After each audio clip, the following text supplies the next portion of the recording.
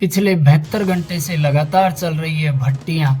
रसोई तैयार करने में जुटे हैं 40 हलवाई और उसमें जुटे हैं सैकड़ों मजदूर। और चल रही है 60,000 लोगों के खाने की जबरदस्त व्यवस्था की तैयारी। दुल्हन की तरह सजा है बड़ा पंडाल। आखिर चल क्या रहा है यहाँ पर, तो आपको बता दूं, यहाँ पर होने जा रहा है 131 बेटियों का सामूहिक विवाह सम्मेलन। आखिर क्यों अपने आप में बेहद खास है ये विवाह सम्मेलन, क्या है इनकी सच्चाई, और अंत में आप जानेंगे वो हकीकत जो कई लोगों को शायद ही कभी पता चली होगी। तो बने रहिए मेरे साथ इस वीडियो के अंत तक। आइए अब आगे की ओर बढ़ते हैं और इससे जुड़ी जानकारी के साथ। ये वो जगह है जहां पर हो रहा है ज्योतिबा फुले समिति के तत्वाधान में सैनी माली समाज के 131 जोड़ों का महाविवाह सम्मेलन। और स्थान का गवाह बना है दौसा जिले की लालसोट विधानसभा के डीडवाना क्षेत्र का धाकड़ा ढाणी का ग्राम।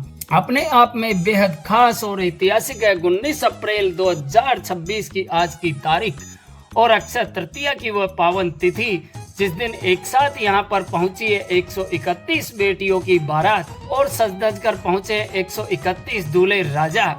कितना खूबसूरत संस्कृति का ये नज़ारा है जब एक साथ सबने यहाँ पर अपने अपने निश्चित स्थान पर लगे तोरण को छड़ी से छूकर इस पंडाल के अंदर प्रवेश किया है।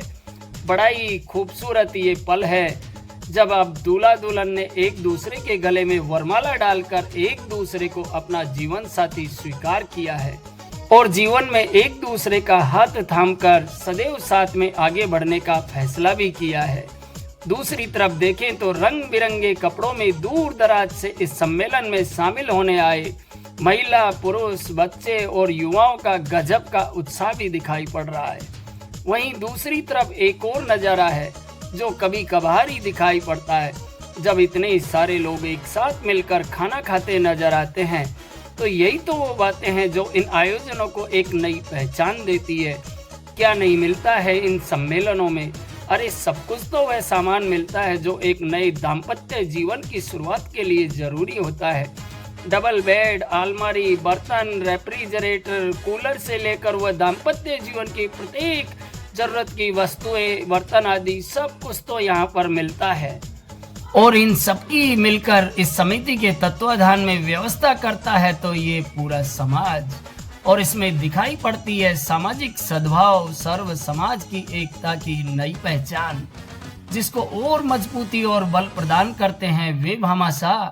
जो कोई भी समाज हो, ऐसे समाज कल्याण के आयोजनों में हमेशा अपना समय और महत्वपूर्ण सहयोग सदैव प्रदान करते रहते हैं।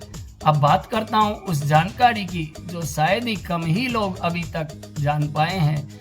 आखिर इन विवाह सम्मेलनों से हासिल क्या होता है? अरे जनाब, इनसे तो वो हासिल होता है जो सपने में भी नहीं सोचा जा सकता। इनसे मिलता है सबसे पहले सामाजिक एकता को बल, और दूर होती है अमीरी गरीबी की पहचान। पूरे होते हैं उन गरीब माँ बाप और परिवारों के सपने, और नष्ट होता है दहेज का दानव। मिलती है एक नई पहचान समाज के संस्कृति, पहनावे और विचारों को, जिनको अब नई पीढ़ी सी भूलने लगी है। और मजबूत होती है सर्व समाज की एकता की अवधारणा। मिलती है सर्व समाज के भामाशाहों को भी एक नई पहचान और उत्साह का बल।